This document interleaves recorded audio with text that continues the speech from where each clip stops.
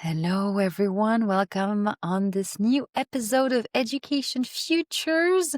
Today I'm with Corey. Hello, Corey. Good to have you. Hello. Thank you so much for having me. It's a pleasure to be here. Wonderful. Wonderful. I'm so excited to have you on the podcast.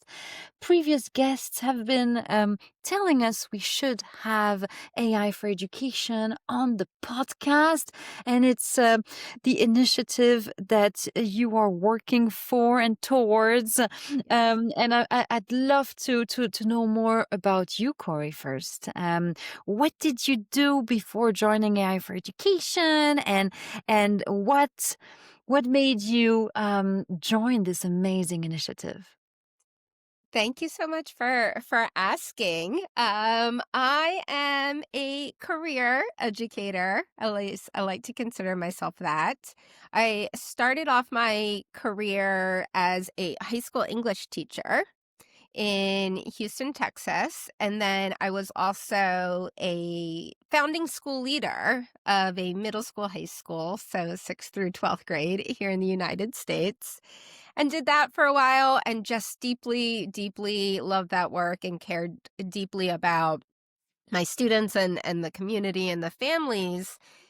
And at that time, there's always been a thread in my career of thinking about impact and equity of access for all young people in particular. And at the time when I was leading a school, I deeply loved it. And I consistently felt like I was helping students, beat the odds instead of changing the odds, if you will, of access to high quality education and truly to access to being self-determinant about their futures and really having everything open to them. And so I went to business school while I was a school principal of a pretty new school. It's not something that I recommend to everybody. Don't do. In fact, I don't know if I would even recommend it to my past self because that was pretty intense.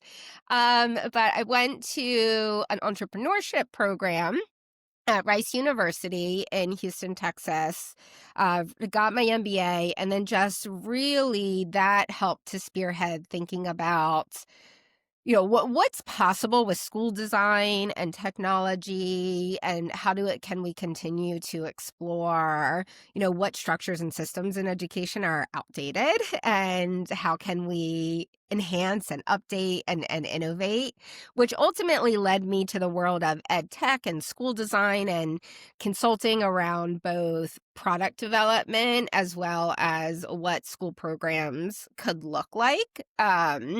Which led me to, generative artificial intelligence. It was released in November of 2022. Well, ChatGPT was released commercially to the public. And at the time, I was working with a former colleague that I had worked with at the Chan Zuckerberg Initiative to think about generative AI and potential tools for students. I did some, early product design there.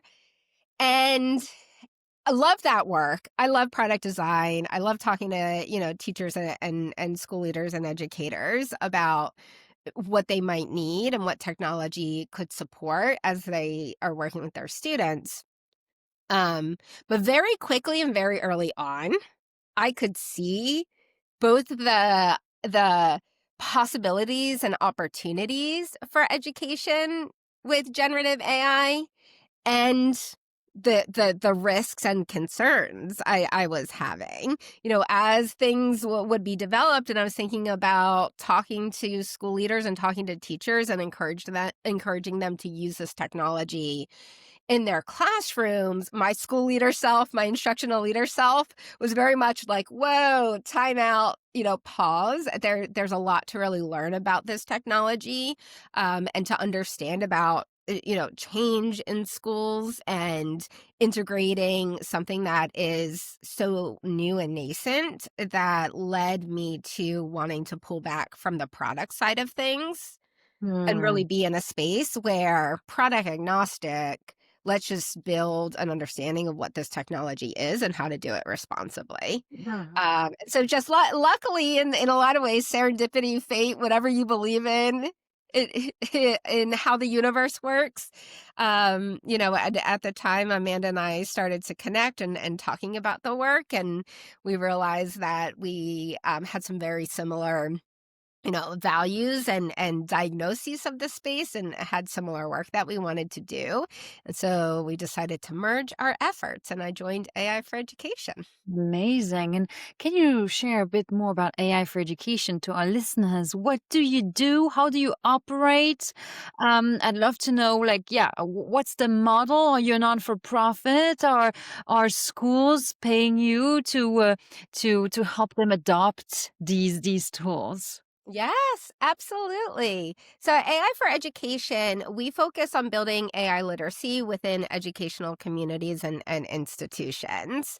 And the way that we do that is, one, we are very committed to providing free and accessible materials and resources. And we do that primarily through our website, but we host webinars regularly that you can just sign up and join. We have a Women in AI and Education, which is how we connected a community as well. That is free to sign up and join.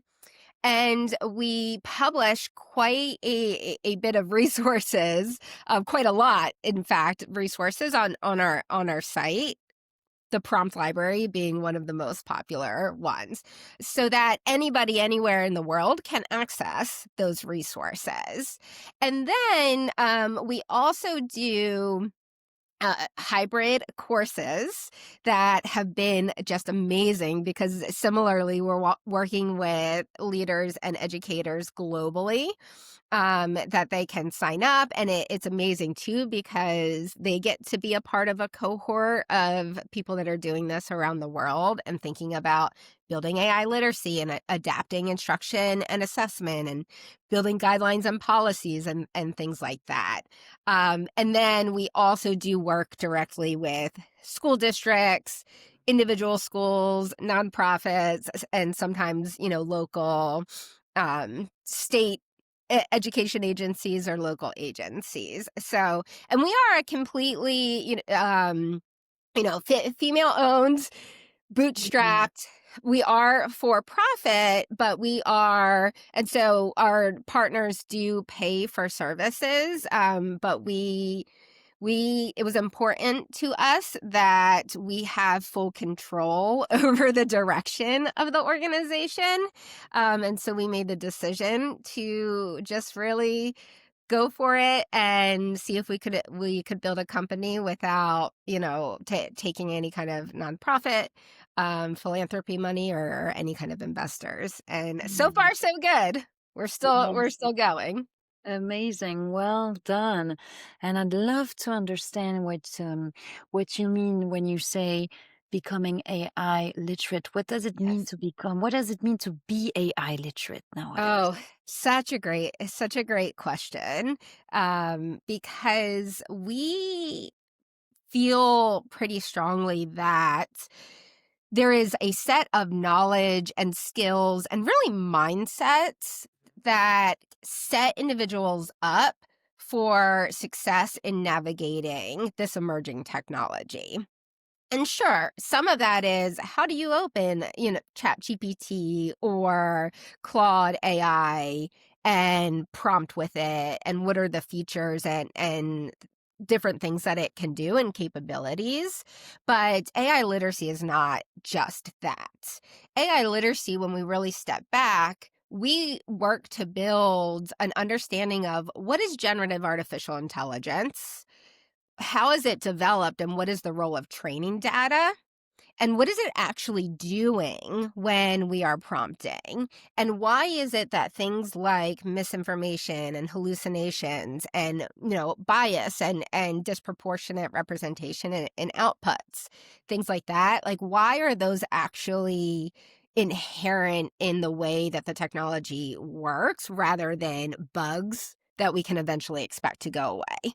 Will the technology get better? Of course. But there's also this foundational understanding of what it is, so that you can understand capabilities and the opportunities, but also those limitations and risks, and using it responsibly. So we Mm. say that AI literacy is that knowledge, skills, and mindsets to use the technology, and we really mean any generative AI tool, to use that technology safely, ethically, and effectively. And we call that our C framework because it's sticky, and we talk about seeing AI for what it is and seeing AI literacy. And so within using it safely, we talk about data privacy and security. We also talk about quite a bit about AI companionship and understanding a healthy balance between human and AI interaction, both academically, but also social emotionally. Ethical use. We talk about, of course, academic transparency and academic integrity and professional transparency in using the tools, but also having an understanding of the other ethical considerations that play a part in this, like environmental impact, workforce displacement, who is building the tools and controlling what's in the training data, what Mm. safety filters are in there and what aren't. So even having that more macro understanding. And then, of course, effectively is how might you use a tool to get value out of it, but also in understanding what are different tools good at, and how do you select the right tool for your purpose? How do you use different tools in concert to really push your own thinking and your own work, always being driven by your own creativity, expertise, human originality. So you primarily teach teachers to become AI literate, or do you also teach kids and students to be AI literate? Yes, all of the above and more. All We work right. with, Wow. yes, the teachers, we work with district leaders and school leaders, and we also work with parents and caregivers as well as students, which is a former high school English teacher and, middle school, high school principal. I do love working with the young people as well. For example, just on Saturday, we had the opportunity to lead what we call a promptathon with a group of high school students at a Dwight School, New York, up in New York City. And it was a mix of some of their teachers, but also the high school students, where we worked with them to build their foundational understanding of generative AI. And then they used some design thinking to work to think about what is a community challenge, or something, that's a pain point for them or their other community members, and how might they use generative AI to propose an innovative solution to that. And so that Oh, was working with students. And then actually just this evening, I'll be giving a presentation to a group of parents that are just also interested in developing their understanding of AI in education. amazing. Yeah, we need to educate the parents or at least to support them because as Yes. parents it becomes more and more complicated and complex to understand where it's all heading and to yeah, and to support children into using AI in a thoughtful, ethical Mhm. way. So yeah, parents really need to be taken in the loop. Absolutely. Absolutely critical. And so, because you work with all these stakeholders, what excites you most about where AI is heading in education and in society overall? Oh, man, when I let myself dream, if you will, I do think that AI represents a potential and a possibility of just enhancing human ingenuity. And I know Hmm. there's an argument for the opposite there, but I'm gonna stay in the space of optimism and possibility. I think over the course of human history, we have seen that advancements in technology have pushed us to be able to do more, as a society, and it has And of course, is a lot of nuance to this, but it has improved the quality of life and access to abundance in some ways. That's not for everybody, of course, like in the same way, and that's not to say that there aren't, of course, challenges. And I think if I were to only consider the positive potential, I just think about young people around the world having so much access to, information and a tool that opens up opportunities and possibilities for them that were not available to them before, especially if they have that AI literacy and can really be self-directed in how do I use this technology to follow my curiosities and find what my spark is, and then help me, really develop my own sense of self and learn and understand, what is happening in spaces around the world that I'm not familiar with. So, Mm. and when I think about what classrooms could look like, I certainly think about myself, as a 23-year-old second year teacher with 30 high school students, many of whom were, multilingual learners and had different schooling experiences up to that point and just their various needs. And of course, I was a pretty novice teacher at that time, but I certainly remember trying to figure out, how do I meet them where they are with this wide range of Mhm. need in their reading, their writing, their love for school and their sense of their just what their own assets were, even if they were just learning English for the first time and things like that. So I think when I think about teachers in the classroom now, there's just incredible opportunity to really enhance the experience for all students in a way that keeps it student and relationship centered.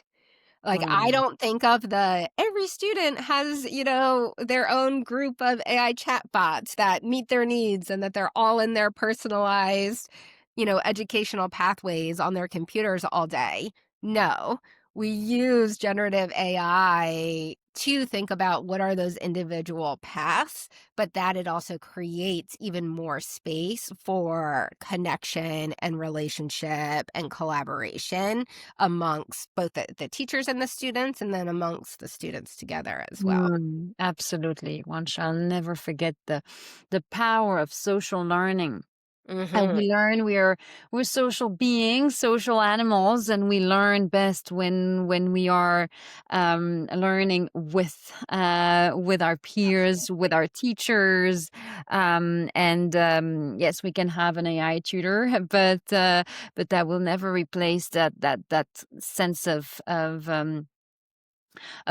a collective around us, helping us and helping us grow, helping us learn. I fully agree with that, definitely. And yeah, and on I would love to know on the flip side, what are the risks that you see, like working with so many teachers and parents and students? What are the biggest risks that you see? What should we be aware of, careful of? Mhm. When we talk about integrating AI in education. Yes, a few things, for sure, and I always tell the partners with whom we work, too, that if they have a moment where they feel like they should pull back and think really critically about the most intentional use, that it's the right instinct. Two buckets of big concern, though. I could go into others, but one is certainly the social emotional aspect of what's happening with our young people. And this is not just because of generative AI, and it's not just because of the advent of, AI companions. Um and products like Character AI and Replica AI and Snapchat AI so on and so forth. But I think that we're layering this new technology and this use on top of an already concerning, the isolation and mental health crisis amongst young people in some ways, because of a variety of reasons.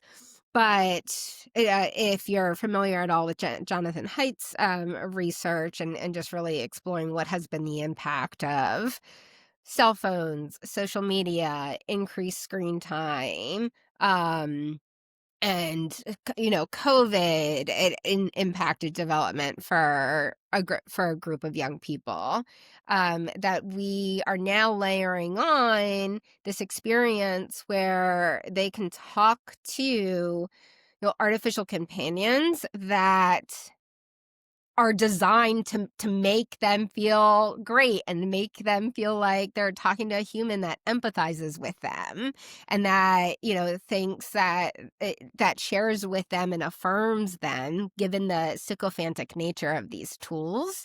And we've already seen how dangerous that can be, especially for young people. Really, for anybody that doesn't have that AI literacy or that foundational understanding and skill set. But for young people that are already so vulnerable in their social and their emotional development, we've already seen some real concerns with, unfortunately, several cases of young people taking their lives after having engaged with an AI chatbot, and we're starting to see some response to it. Like, OpenAI just recently released their, blueprint for teens and thinking about safety. But I do think that that is something that we need to be really keeping an eye on and really educating our young people and really pushing on, just having the right safeguards in place for them. So that Mm, so that's one, and then the other big concern is how easy it is to hand off your own thinking and your own learning to the tool. mm, Last week, I had the privilege and opportunity to do some focus groups with some high school students, different group of students in the promptathon, and I even, sitting back and reflecting on the conversation with them, I was like, wow, they're so aware. They're so self-aware. And what they were saying to me was, a couple of them used the word scary. Like, I'm pretty scared about where we're headed with this technology. And they were able to articulate, we use it all the time. I have to be very mindful about when am I using it because I'm just being lazy. Their words. So I hate calling kids lazy. That's not, anyway, we don't have to go down that one, but their words, they're like, it's making us lazy. It's so easy to just have GPT do a lot of the work for us. mm, And it was interesting that one student said, she was like, I wish it could just go away. I wish it wasn't a thing, but it is, and it scares me, but also we're all using it, and I'm probably not gonna stop using it. mm. So her ability to articulate even already as a, junior or senior in high school, the, like, battle of what's my own thinking, my own learning, my own work.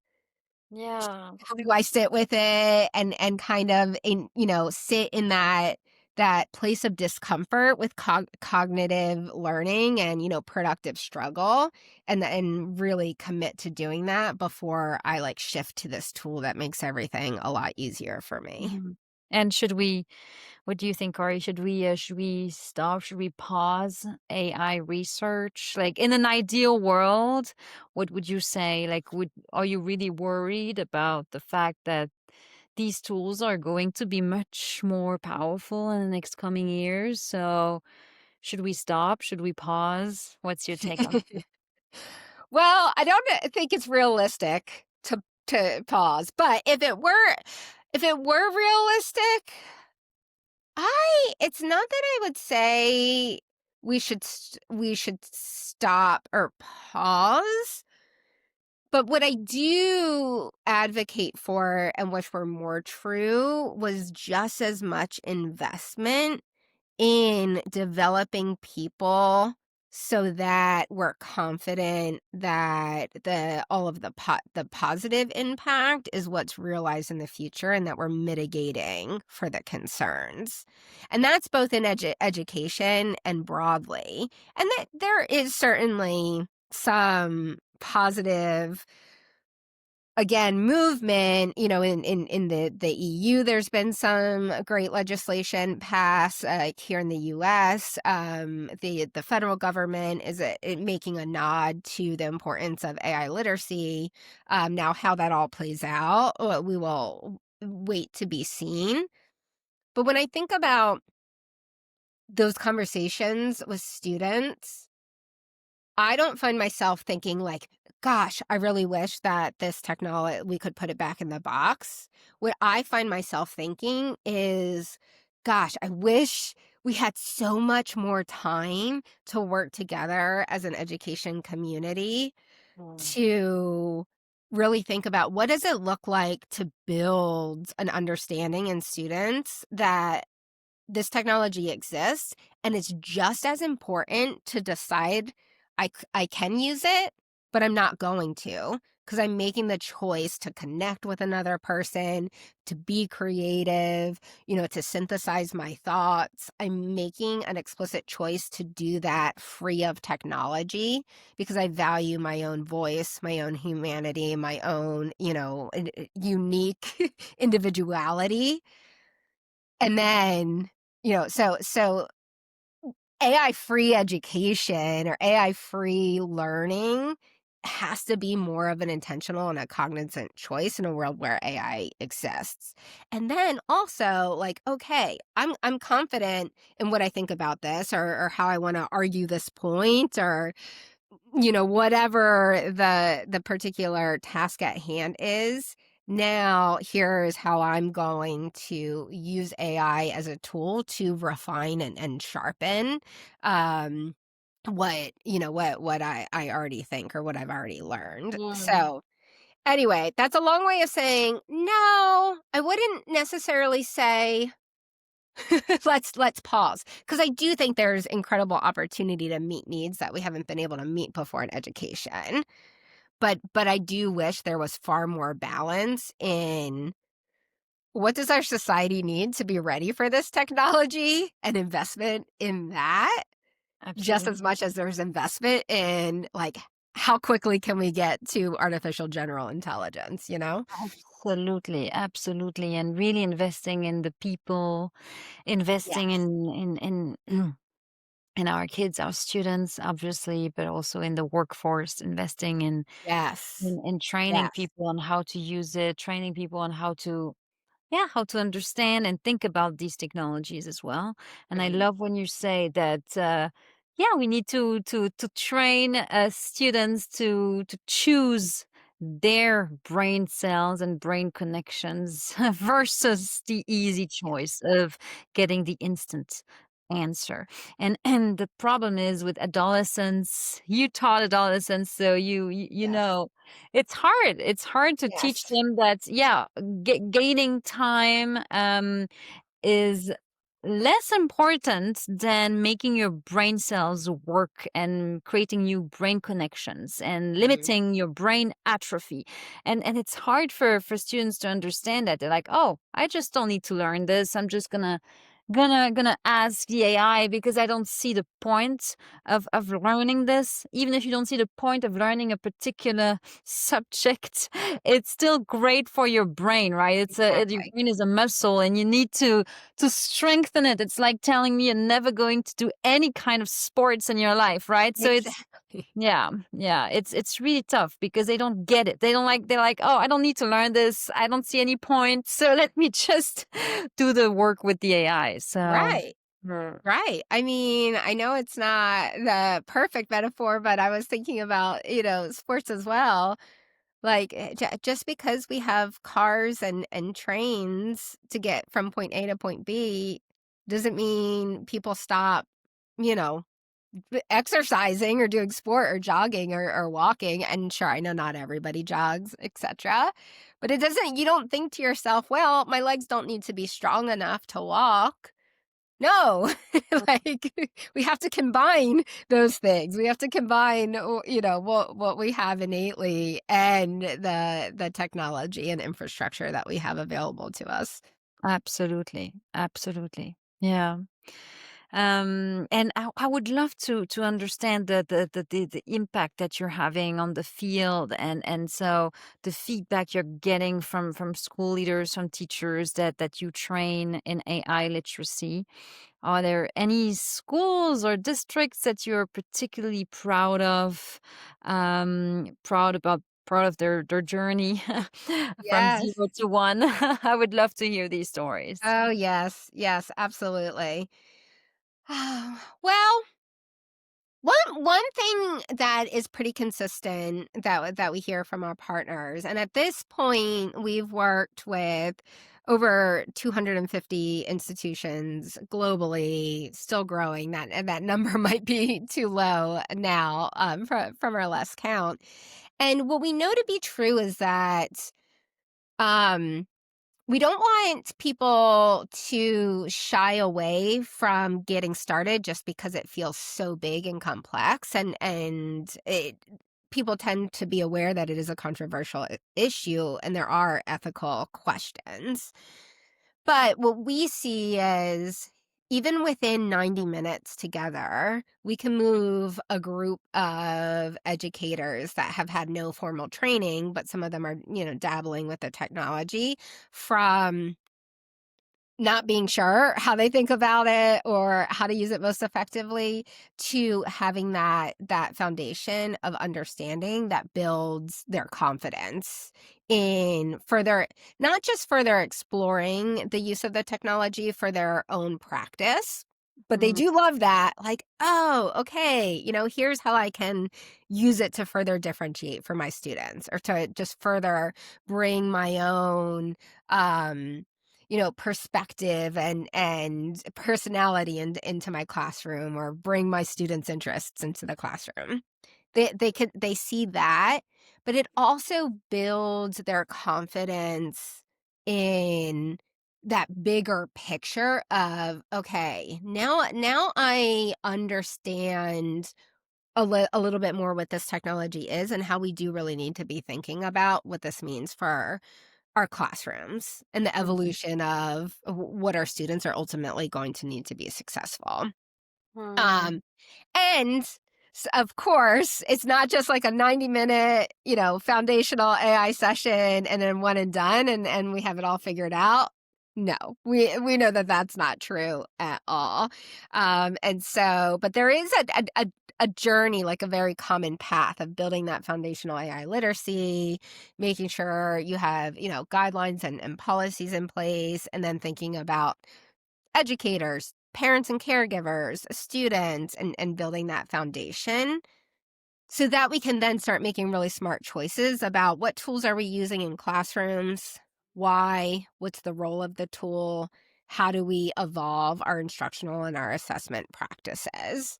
Um, but yeah, we are just, like, so honored to work with so many partners, and some of them, like, for example, I've been working with a school out in Queensland, Australia, Rockhampton Grammar School, and just the incredible thoughtfulness of their team, of both, how do we put a safe space in place for our educators and our students to start that exploration, and really create the culture of open conversation and transparency, so that it's not, trying it out in the shadows, but not talking about it. And so they've really made that investment, and now and it's, an ongoing process, as is true with any change management initiative in an organization, let alone in education.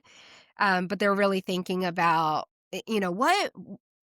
what is the instructional evolution here, Mm. and how do we do that in a way that is really intentional? So again, we're safeguarding student learning and student cognitive development and student development of their own voice and identity and strengths, while setting them up to go into post-secondary and go into a workforce where they can use this technology effectively. So Mhm. they're one. We also have done quite a bit with Chicago Public Schools here in the US. They've been really thoughtful, and they were one of our earlier partners in building their AI guidebook, and they're on like version 5 of it.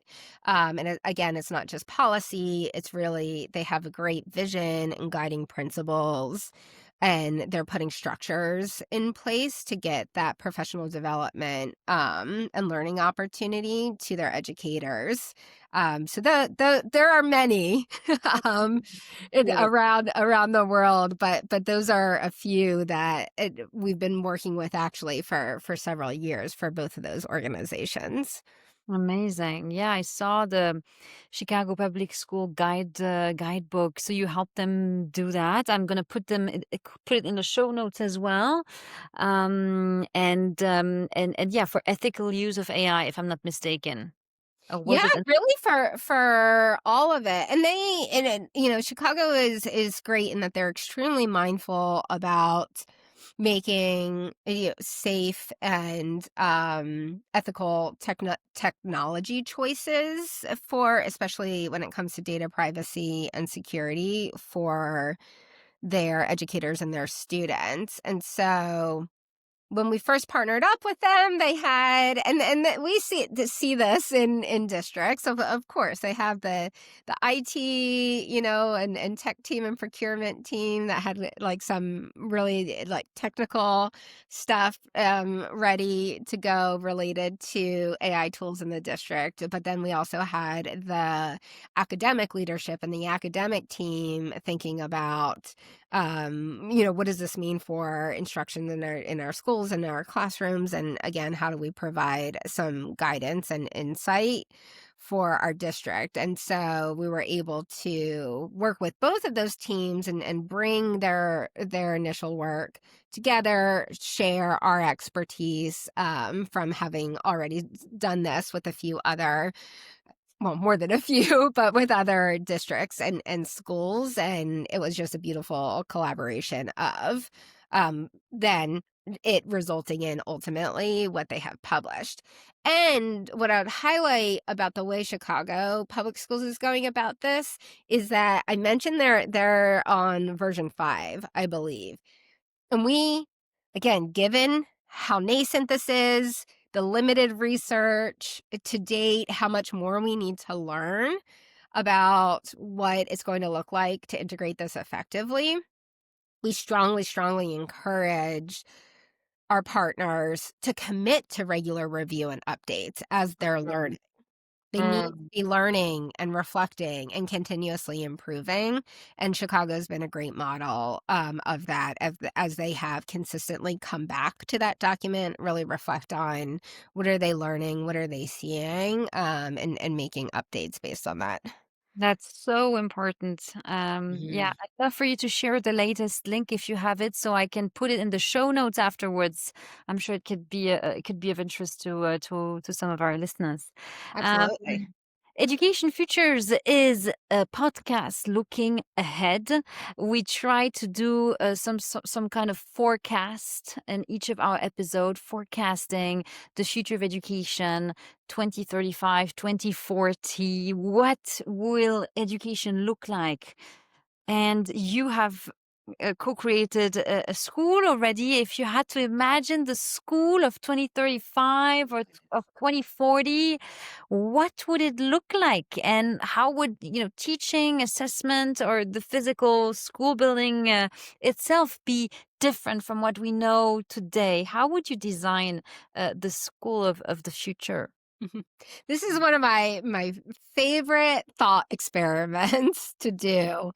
Um, and I do, and in fact, we're working on all sorts of things, as you are hearing. We are working in partnership with several other organizations and individuals on a publication that we're planning to get out in January that is a the future facing. What are some of the different paths that we could head down, and just making, of course, it's all guesses, but it is Right. thinking ahead of, if we make the right or the wrong choices, where might that take us? And what does that mean for what we should be doing right now? So stay tuned for that. January is our target. But if I were designing a school of the future, one thing I've said, and I have articulated this in a few spaces over the past 2.5, 3 years. Well, actually, 3 years. ChatGPT is going to be 3 years old in the public in 13 days. Um, Yeah. it, what I see is that right now, the educational technology and people that are building for the space with these tools are building mostly for the schools that exist today, for the design that exists today. And that's part of why, honestly, I'm not in the like for-profit venture-backed space of this, because the way that space works is you need to show that you have a go-to-market plan and that you have a pathway to product market fit. Yeah. Well, guess what? I believe that the current education market as it exists is not good. In some Mm. places, it's amazing and it's excellent. In other places, it needs to be something completely different. And we are not serving our young people by an equity standard, as well as just, what is the workforce looking for, and what are we actually spending time focusing on in schools? There's so many gaps there. Mm. Anyway, so it's just a long way to say that if I were building a school and imagining it, I would love the opportunity to design a school and design the technology in parallel that supports what this school model could look like.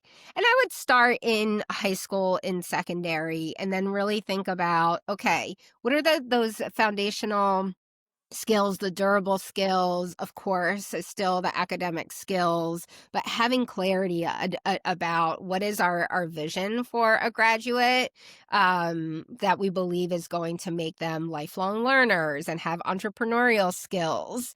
Entrepreneurial skills, not because everyone's going to go start a business, but because entrepreneurship is about saying, here is a pain point or an opportunity to do something for others.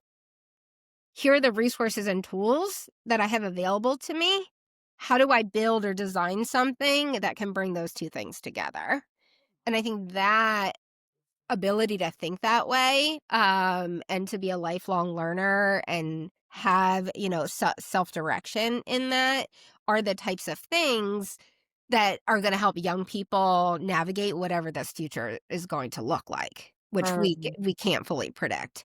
So what I would love to build is a school where that those types of skills are what's central, but it's also a school that is deeply connected, deeply human. Students are learning foundational ways to be, self-directed, but they're choosing things that they're excited about. And they have trusting relationships with adults that are helping them make choices. Maybe it includes grade levels or, Mm. separate subjects. Maybe it doesn't. Maybe we are totally restructuring, because I do think that generative AI would allow for us to do that we can bring together so many disparate data points and understanding, and then think about, where is it that we want this group of students to head and this individual student to to head, and what set of educators do we have, and what are their skill sets, and how do we continuously navigate, that set of data points in order to, on a regular basis, maximize everyone's progress, but also maximize the like sense of community and voice and individuality. You might be sitting there thinking like, I cannot imagine what this classroom looks like, which is fair. No, no, But, it's I love it. give me a couple of days. Give me an some, set me off It's into the woods with a pen and a pencil, and I'll get back to you in a few days. No, I love it. I love it, and I love that. That's why I asked this question. I want us to dare to dare thinking about something new, something that does not Mhm. exist. And forecasting is a complicated exercise because, as you say, we don't know. We don't know where the world is heading. Right, But we can imagine desirable futures. And the right. more we imagine these desirable futures, the more we make them happen. And that's why Yes, I love doing that exercise. And we try to do it with this podcast. Is that, yeah, we need to be hopeful for the future. We need yes, to be hopeful that it's going to be okay, that AI is going to bring some positive yes. change, that we are going to be able to navigate that very complex technology that few of us really understand. And so it's important to have these scenarios in mind, to think about these futures in a way that doesn't scare us. As you said, Right. lots of students and kids are now scared Mhm, about where AI is heading, and I fully understand that. mhm. And yeah, it's also part of our mission to create new narratives Yeah, around yeah. the topic. Mm. And when people ask me, are you optimistic about that future, or what do we do about, the environmental concerns? What do we do about just the values alignment of the few companies that are building these tools and have a lot of impact? Mm. Anyway, just the like, how do I have peace in some ways, and I don't always have peace about the future, but it always brings me back to the young people and the students. I will always bet on that our young people, they want to be successful, they want to be self-determinant, and that they want a healthy future Mm. to enjoy themselves in. And so that's why for me it does bring me back to that core importance of building AI literacy and understanding. Because I believe when you give young people the tools and understanding of using the technology safely, using it ethically, thinking about the value of their own intelligence and creativity and humanity, that is the thing that in some ways I'm like, "Well, we don't have to worry about it in 20 or 30 years if we get it right now, because they're going to have, like, their own, set of foundational skills and moral compass to, like, really be making the decisions that are going to lead us toward that more optimistic and positive future." So, maybe that's my forever optimist educator. But let's set young people up to figure it out for us, and we can all just retire and read our books in the south of France with our with our wine, and all will be well. Yeah, and we need to prepare the path for them, and your Yes. work is actually doing that, and you're equipping them with absolutely fundamental skills. So thank you so much for doing that and for Thank you. having the impact that you're having, because it's absolutely key. So yeah, thank you so much for being my guest today. One last Yeah. question that we ask every guest: can you recommend a future guest for this podcast? Someone that you think could have an interesting perspective on the future of education, on on the yeah, a scenario for the future and how we can build up our way to that Yeah. scenario and collectively imagine it and making it happen. So do you have anyone in mind that you would like to recommend? I sure do. But first, I just also want to share gratitude with you as well. One, for having me, but also just for creating the space for these conversations and putting them out in the world because they're just so important. And we need more and more people thinking about it and talking about it. And that's not possible without you doing the work that you do. So thank you for having this podcast and asking these questions. Thank you. And then I would actually recommend I know her schedule's busy, but are all of us. Michelle Culver with the Rhythm Project. Have you Mm, heard of the Rhythm Project? not yet. I'd love It's to know. rhythm spelled RITHM. So it's Mhm. like algorithm, but it's also about like the rhythm of a beating human heart. And Wow. Michelle Culver and the Rhythm Project are doing work around, how do we maintain and what does human connection look like in the age of AI? And, many of us that have had the privilege of collaborating with her on some of that work are in education and just the youth space. Amazing. I just found it. I'm gonna also put a link of that beautiful, beautiful project in the episode notes. Thank you so much, Corey, for sharing with us your experience, your thoughts, your optimism about AI in education, and for recommending Michelle as well. I had a beautiful time and a beautiful, beautiful conversation with you. Thank you so much. Thank you Mm. too. Thank you too, Svenia. And I would love to hang out next time I'm in Paris. Absolutely. Please call me. So I will ping you.